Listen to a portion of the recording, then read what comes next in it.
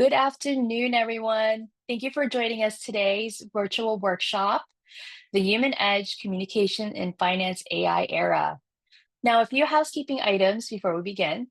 This will be a meeting format, so we ask that during our presentation, you remain muted to avoid any noise interruption. And since we want this to be an engaged workshop, there will be opportunities during the presentation to ask questions. You may do so by entering them to the chat box or using the raise hand feature if you'd like to unmute yourself and ask your question live. Now, without further ado, allow me to introduce today's presenter, Ms. Nancy Kazdan. Nancy, the founder and CEO of Kazdan International. And for over 20 years, she has established herself as a global thought leader, equipping executives and organizations with strategic communication skills to help them gain a competitive advantage, distinguishing themselves as market leaders from their competitors and achieving outstanding results.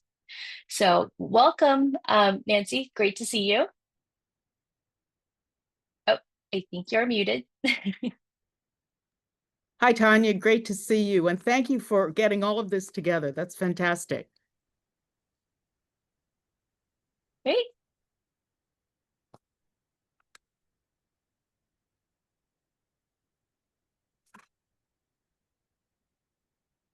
Is everybody on? I'd like to see everyone.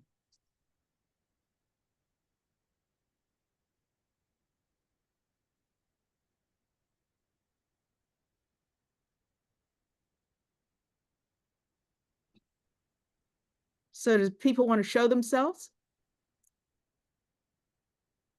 We might have a couple of shy people. That's okay. So are we ready to start? Thank you. Thanks for being here, everyone. I'm really excited about this amazing topic. I had no idea how complex it is. I just listened to the CEO from NVIDIA, and boy, he was talking about quantum computing, and it was like, oh my gosh, there's a lot coming down the pike. But anyway, this is really not about technology, it's about you. So I just thought I'd start out with a little story. You learned your ABCs like in kindergarten and things. Well, let's talk about a tale of two analysts. Maya and Daniel started at the same time at the same investment firm on the same day with the same MBA pedigree, same technical skills, and same AI-powered tools. 5 years later, Maya was managing director. She did pretty well. Daniel was still wondering why his career had stalled. So what made the difference? ABC, and I'll tell you what that is in a minute. Daniel used AI to work faster, like a lot of us do, run the analysis, get the outputs, and send the report. When the AI recommended a standard portfolio rebalancing for a long-time client, he would have executed it impeccably and immediately. Maya used AI differently. She believed ABC stood for always be curious. And that's an important thing to remember throughout this presentation. When the AI flagged the same rebalancing, Maya paused. She remembered this client mentioning his daughter's wedding 6 months ago during a casual conversation. She picked up the phone and she called him and said, before we make this move, let's talk about whether the timing makes sense after the wedding expenses. The client was stunned. Maya, I was lying awake last night, worried about the liquidity, not expenses, the liquidity. And how did she know? She knew because awareness builds curiosity, curiosity builds relationships, and relationships AI can't replicate. The moral of the story is, in the finance era, algorithms crunch numbers, they identify patterns at superhuman speeds. They can't wonder why a client paused before answering. They can't be curious about the story behind a spreadsheet, and they can't build awareness of the human behind the portfolio. Your ABCs, always be curious, and awareness builds curiosity, are your competitive advantages. While AI handles computational intelligence, you bring the curiosity that transforms data into insight, perspectives, and clients into partners. So here's my question for you. Think about when the last time was you were curious beyond the numbers. And that's a great thing to use so that you can manage what's going forward. Here's the slide that went through. A little bit about me. I spent over 20 years in our industry in consulting, training, and coaching for organizations that you see on this slide. The mission is to elevate business professionals to become exceptional communicators, resulting in closed deals, new positions, winning investment mandates, advancing your career, gaining new employment, and outperforming the competition. In the chat, just tell us the title of your current position or what position you're looking for. I'm just going to put the chat on.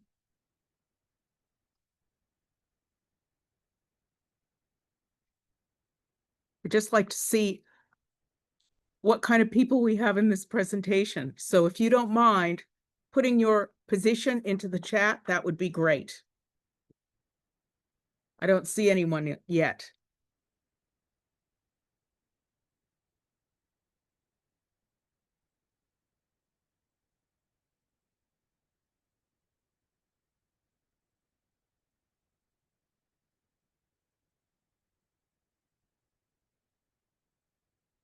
Anyone putting their Yeah, background? Are Nancy, you? we're getting a lot actually. We have Oh, I'm not. I'm not getting it that's on okay. my side. That's okay. I'll help. So we have a couple of director of strategic finance, finance consultants, founders, product specialists, a really great gambit of attendees today. Finance manager, portfolio trading associate. So great group for you today. Fantastic. Thank you, everyone.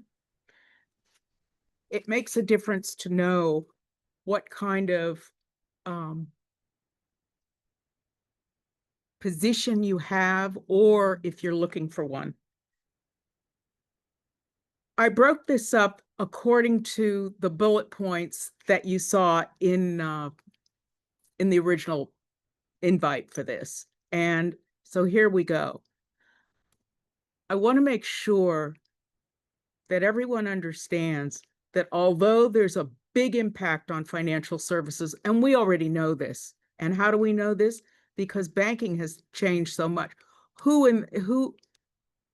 goes to a bank anymore? We don't. We do everything externally. The important thing is that there's going to be a big evolution with these kinds of positions. And it sounds like a lot of yours will evolve. It's not going to be extinct. It's just the combination of people skills and the AI skills are going to make a big difference with how you go forward.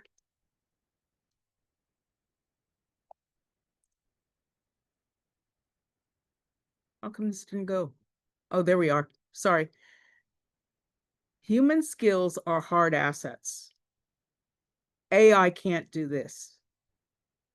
Interpersonal communication, what we're talking about, how you speak, how you show up, how you lead. If people want to follow you, your conceptual skills like judgment, intuition, perspective, and the emotional intelligence, your self-awareness makes a huge difference for how you're going to be affected in the future.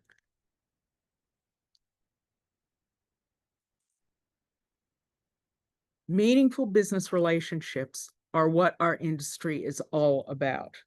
I know people may not think it, but our industry is really about how we get along with other people, who we know, how we work those relationships, and what we do to be able to collaborate with others because it takes a village.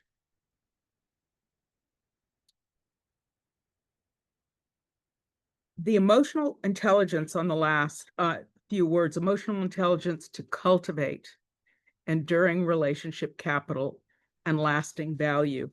I can't tell you how many people I've known that they feel their relationships really are what sets them apart, not not just the analytical skills. It's what you do with it. And also, when it comes to investors, we need to be very careful about how we communicate with investors.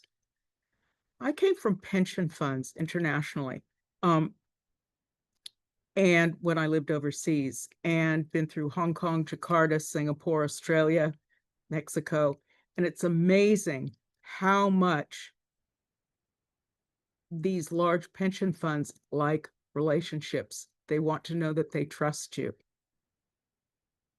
So once again, this thread that I have of awareness builds curiosity, curiosity builds relationships, another ABC, and relationships build business. All of us know this, but the question is, do we do it? And how much time do we take? Because we don't have much time to do it. Do we have much time? Sustainable relationships take time. They're a combination of authenticity and curiosity, and you've got to take the time. And there's a special area in curiosity that I'll elaborate on in a few minutes. But the most important thing is being prepared, not being caught out. And I've seen it.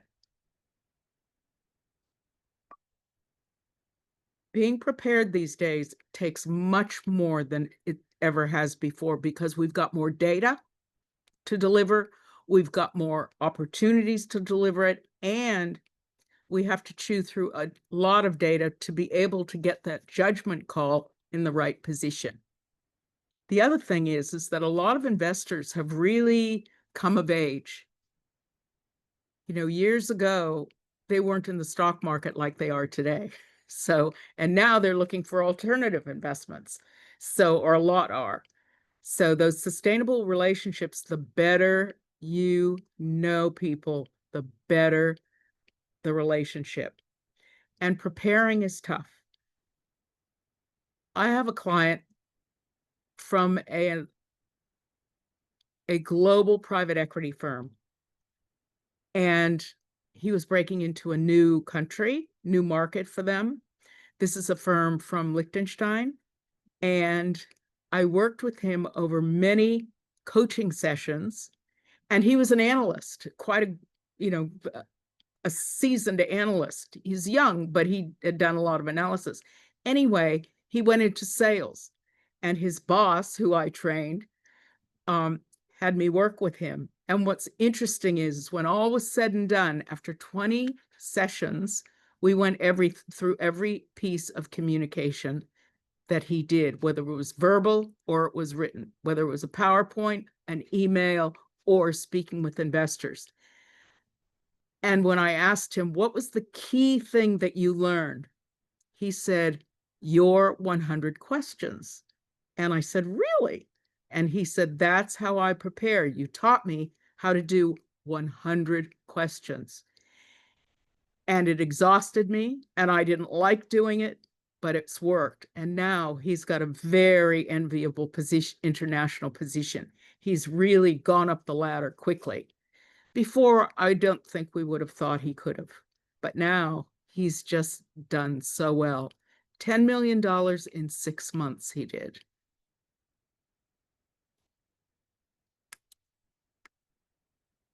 On this slide,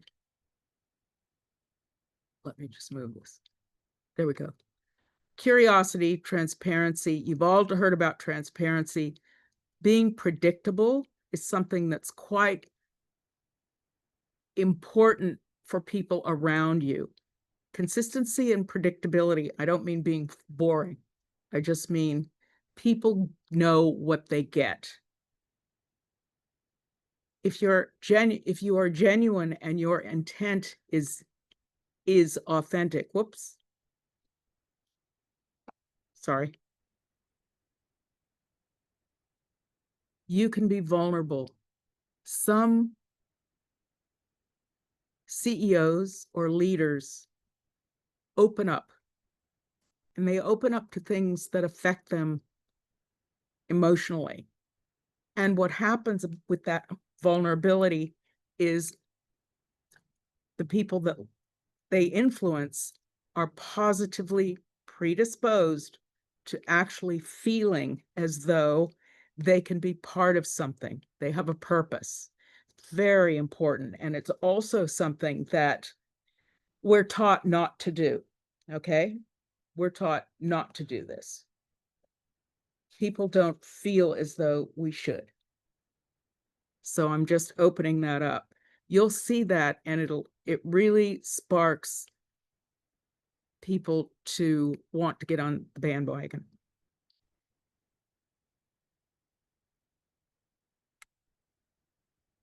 Listening, contrary to popular belief, should be about 70% of your time in most interactions and 30% verbal.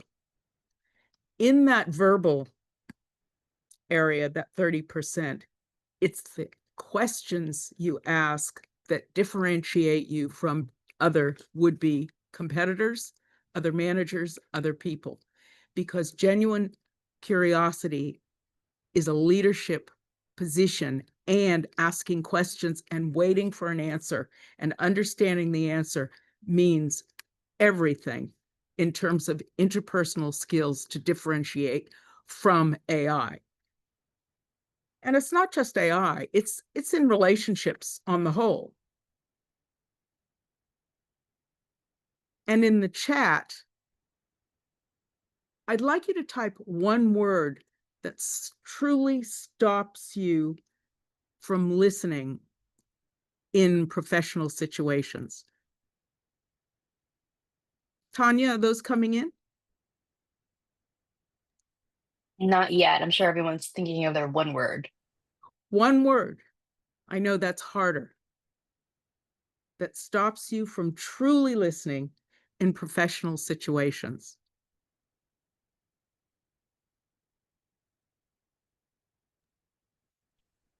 We have a reply, cell phone. That's a good one. Great. That's a great one. Yeah. Appearances. That's another great one. Great. Time. That's a good one Time. too. Multiple Sorry. time, like being, Oh, time. Yes. yeah, Mm-hmm. distracted. Yeah. Oh, great one. These are all great. Hmm. I love this one. Me, me, me. Yep, I Oh, agree with you there. we need to put a star on that. And the me is perfect because when people are into themselves, they're not listening as much or as intently and with as much intent or intention, and they're preoccupied with other things, and they don't usually ask many questions. So that's great. Any more, Tanya? Nope, that's it. But these are good ones for sure. They're really great. One of the things that people do also is they're thinking about responding. I know that's not one word, but if you just say responding, and that can be just as distracting. There's lots of distractions out there, and people are into bite-sized.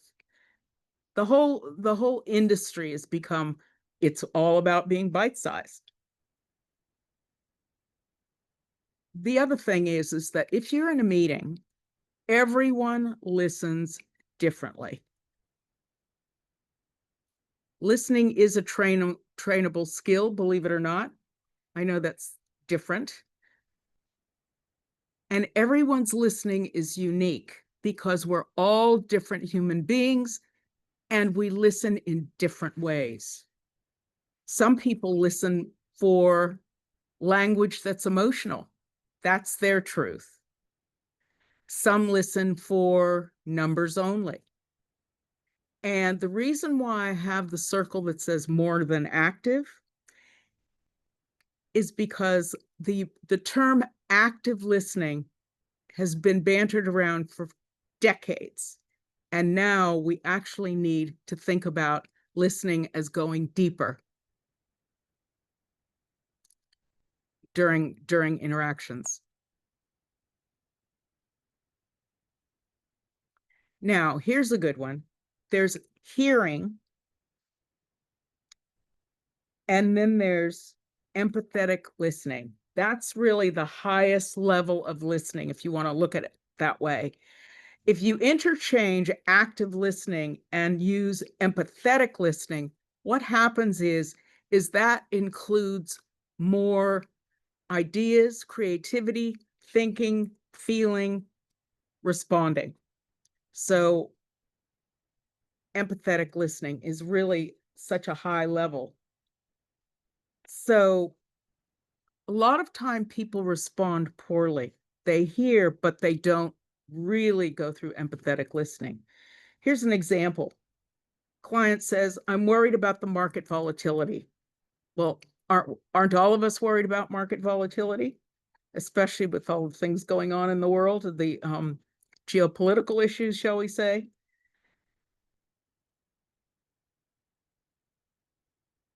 The hearing response from someone might be, volatility is normal. Let me show you the historical data or the corrections. So what happens with that is there isn't a response that recognizes what the scenario this person in the scenario, the client, is saying. That's just skirting over it. And I can't not impress upon you enough to say this happens constantly. It's the way we're wired, and rewiring ourselves and doing a lot more listening intelligence, especially empathic listening, will make a huge difference.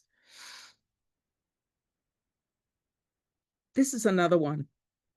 Empathic, empathetic listening. I use empathic and empathetic interchangeably. I hear concern in your voice. Tell me specifically what's worrying you most. There's an open.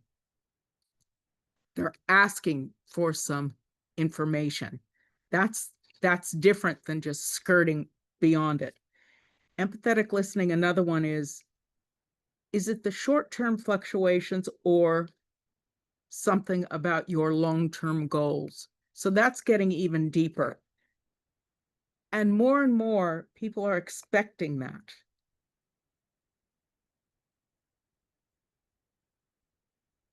Four stages of listening. And we have our friend to the right, or my right, empathic listener. That's your active listener right there.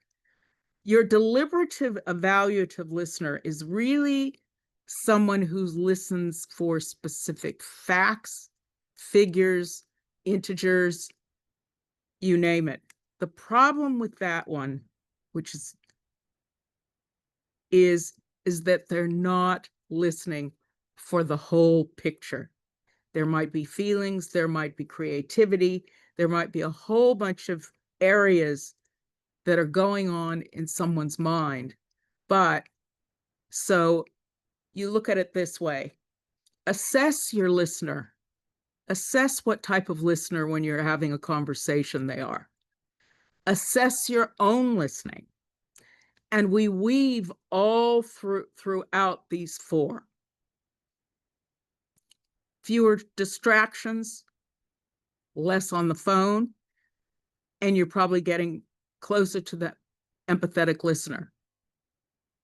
There's the non-interested listener, someone that just mimics facial expressions and says, uh-huh. Um, and then the marginal listener is what I call your dwelling listener. They're in and out of the conversation. They're never really in and they're never really out. So that's something else to assess and be careful. Then you've got your deliberative person. Whoops. You've got your deliberative person where they're thinking, no, no, sorry. Anyway, with your deliberative listener, what happens is that they're listening for particular facts and figures. And that's a challenge for you when you're trying to get the whole picture. Because what do you do in that situation? What's the answer? And the answer is your questioning skills. These are some of the most important areas. Remember I talked about that client of mine about the 100 questions? He wasn't joking. We worked on questions so that each layer of questioning, when he's in front of investors, he knew in his bag of tricks, or let's say strategic communication, he was prepared. Even if someone said had a question that he had not even thought of, the important thing was that he strategically knew he could get through it. And strategic communication is that very thing. It's practicing, it's doing it, and it's anticipation. Curiosity and authenticity and anticipation. That whole always be curious means asking questions. And people always talk about, I don't know why, but people talk about, oh, I need to ask questions. Well, I don't know what that means.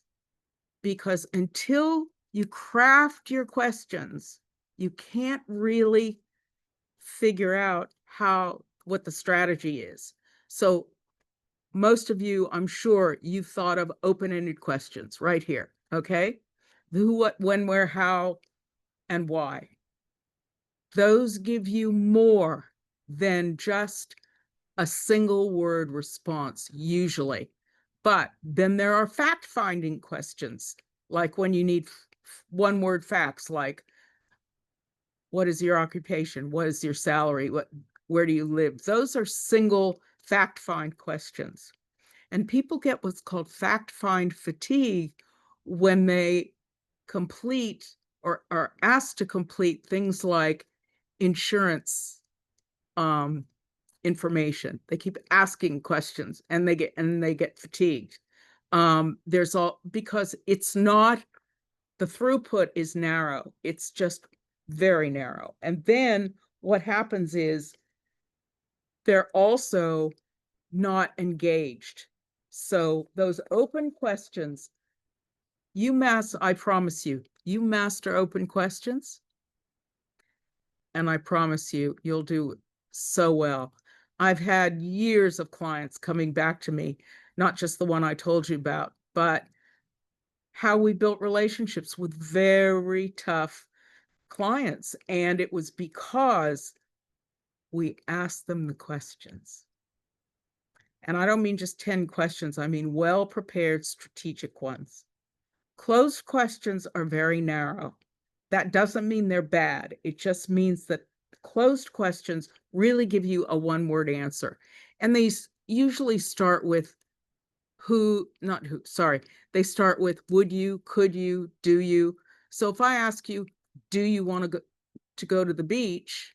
That's a yes or no question. If I ask you, what do you think about going to the beach? That's an open question. And that's where we really get some traction with that. Okay. So asking closed questions can make people so that they feel as though they aren't contributing. And that's a really important thing when you're leading, when you're managing people, and even at home, when you're trying to work out things with family. Very, very important. Then, so there's closed, and then there's clarifying. Clarifying promotes closing and agreements. So it's asking for whether or not you heard them correctly.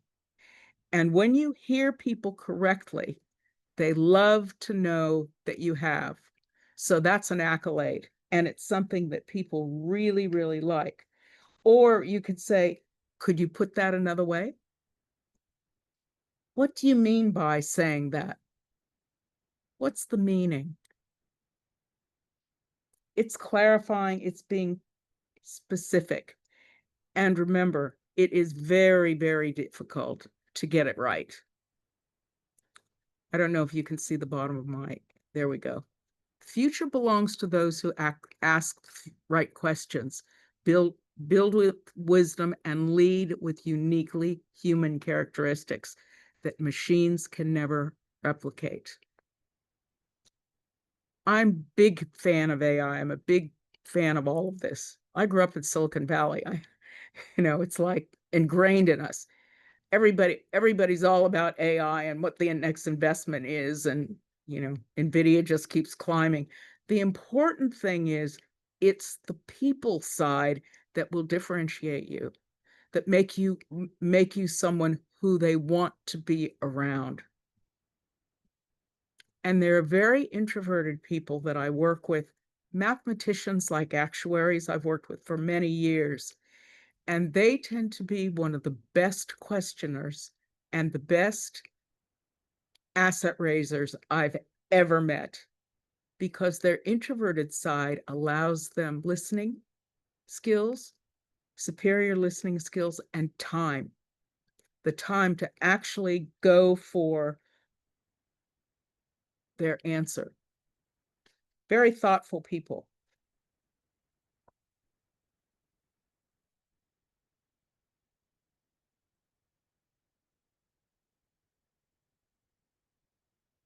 So let's talk about tailoring your message. We talked about this earlier.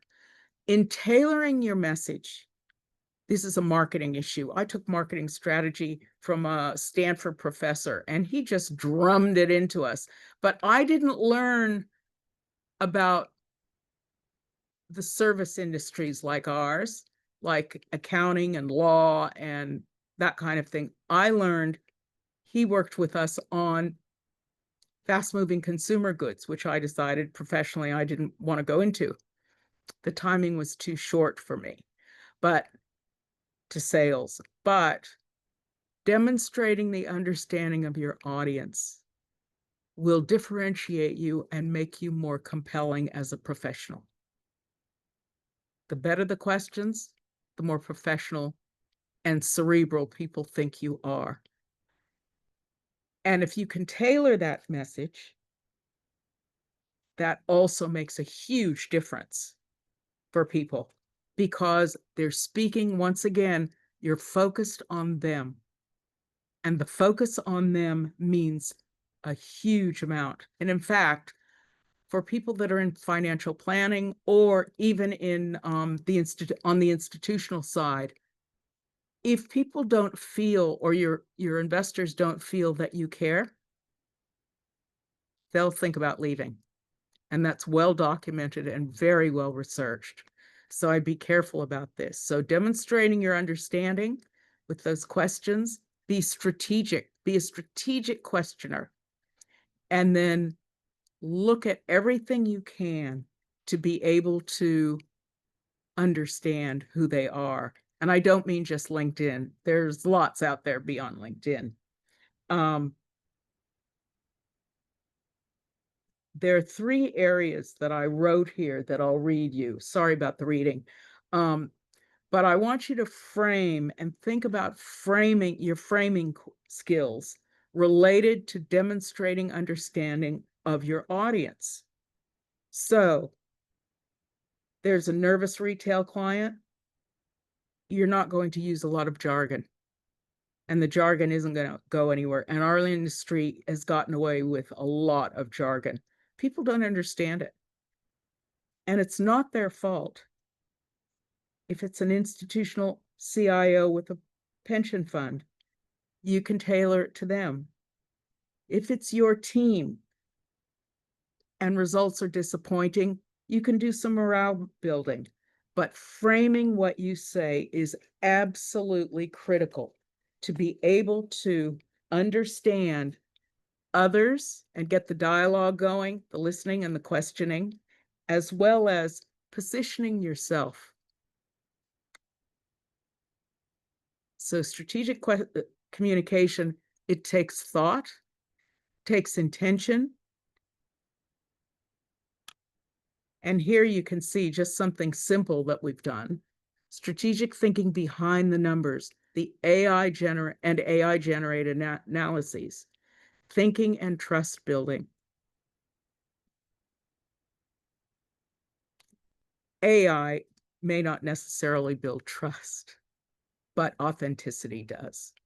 And it's speaking in a way where people understand that you actually care, that you've got purpose.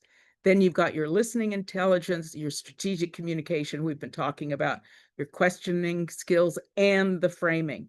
Remember, the framing is that marketing model. And in the chat, somebody said, me, me, me, me, me. That's perfect, because with framing, it's like some people are only interested in themselves. And you'll find this a lot. And it's about being curious about people, the human skills, and what I call we call in comedy, when I was doing comedy work, we call the human condition. So it's continuously learning that's going to make the biggest difference. That's where your mindset makes a difference. Financial analysis, modeling, data analysis, risk assessment, and the basics of machine learning and models used in fraud, portfolio, financial forecasting. That's great. And that's really helping us. But that doesn't necessarily mean it's getting to investors in a way that we need for them to be influenced. And there's a lot of influencing we want to do, because in our industry, it's actually working with their money. So what we want to do is we want to make sure that we are right on target. And it depends on your goals and objectives. And you can also assess your listening, like I said before, assess their listening and think about the words that you're using. I think over time we've gotten a bit sloppy. And what I mean is that I notice a lot of mistakes in writing. Not that I'm a great writer, I don't mean that.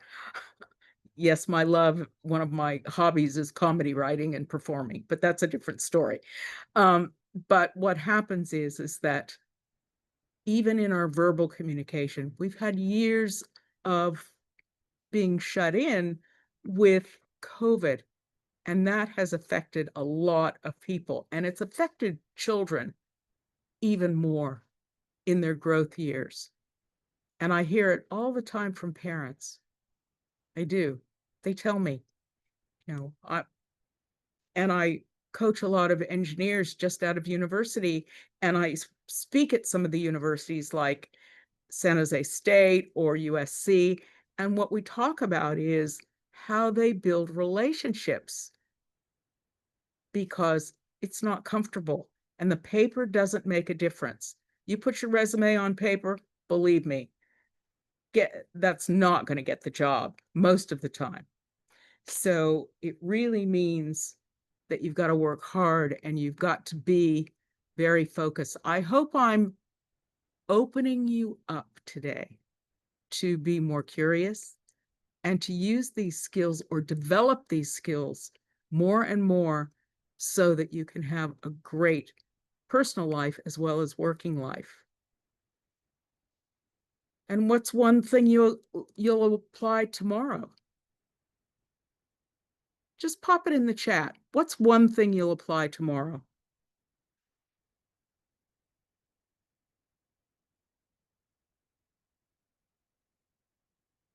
Tanya, do we have some responses? Yeah, well, they're coming in hot. We Oh, have listen more, ah, more empathetic, empathic listening, great. reframe questions into more open-ended. I love that one. That's perfect. Gold star for that. Prepared strategic questions. Ah, And you'll love this one. Thoughtful prep for questions. perfect. You're a great audience. Remember, the higher the stakes, the tougher it is, and the better you need to know them. So one of my clients, big international investment group, big, big, big. Anyway, I won't tell you which one it is, but they lost a deal of over 500 million. And I wasn't asked fast enough to go rescue it. They didn't realize. But over 500 million is quite a bit of money. So I read why, and this is pension again, they wrote back why they lost the deal. And they did over one word. One word lost the deal. I know this is hard to believe. It was service. The pitch team assumed they knew what service was for the client, for the pension fund, and they totally missed it. They didn't know what that pension fund wanted. They didn't ask the questions about service. That's huge, huge money to lose. And remember, these are the kind of deals that take 2 to 4 years to win. You're in the 500 mil space. You're talking a lot of time. So the moral of the story here is make sure that you're asking those questions, because even in the big stakes doesn't mean everybody's asking. So thank you. Tanya, should I turn it back to you? Yeah, thank you so much, Nancy. Thank you, everybody, for joining us. Before we let everybody go, does anybody have a question that they'd love to ask Nancy? This is the perfect time to do so. We have couple of minutes here. You can submit them to the chat or use the raise hand feature. We have a question. I'm curious what the 100 analyst questions were about. Great question. Can you share that, Nancy? Oh, yes. Okay, I have so many questions for that. So for that analyst, they were breaking up into a country that wasn't used to global private equity. So that was the product. And there was a lot of assumptions about knowing about private equity, global private equity. And that country at the time, just they had their own private equity. And so the questions were all about, and if you contact me, I can go over these in more depth. They were very focused on decision making and how they wanted to receive the product and what type of service they wanted. So it was in a lot of depth. And I've got them somewhere. I haven't looked at them for a while, but contact me. There's a QR code here. Great. I've So also included your contact information on the chat if anybody would like it as well. great. So, Please contact me. mhm. And I'd love to offer a complimentary discovery session to everyone, because I want you to win. And no And matter what, we can all be better. Go ahead. Sorry, Tanya. no, you're good. I just wanted to see if anybody else had a question.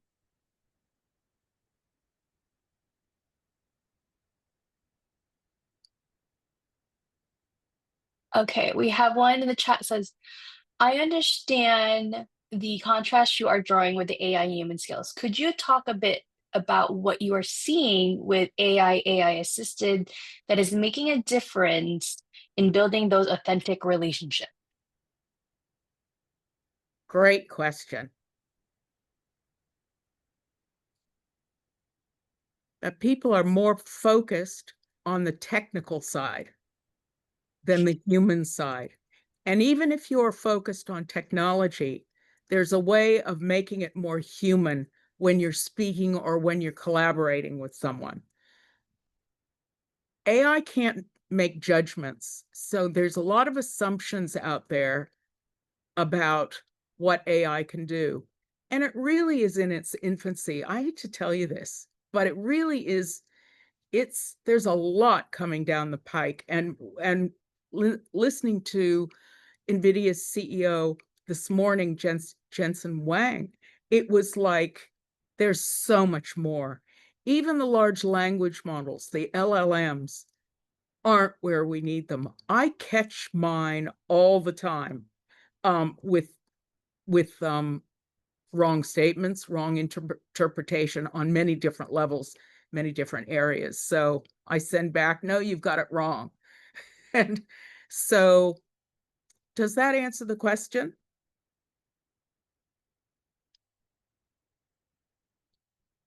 I Yeah, also, Nancy. Yeah, sorry, it does, and thank you so much. I really appreciate that. sure. The other thing is that the more junior, and I didn't bring this up, but the more junior um, positions, a lot of them are forecast to go away. So I think that's an issue for younger people. Where are they going to go? So that's another area to look at in terms of how changes are going to be made. Thank you for the question. Great question. Thank you.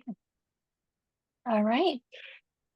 Want to take any last call on questions? Oh, I have one. Do you have any broad advice on preparing strategic questions or the 100 questions? Yes. One, make them all open. Okay.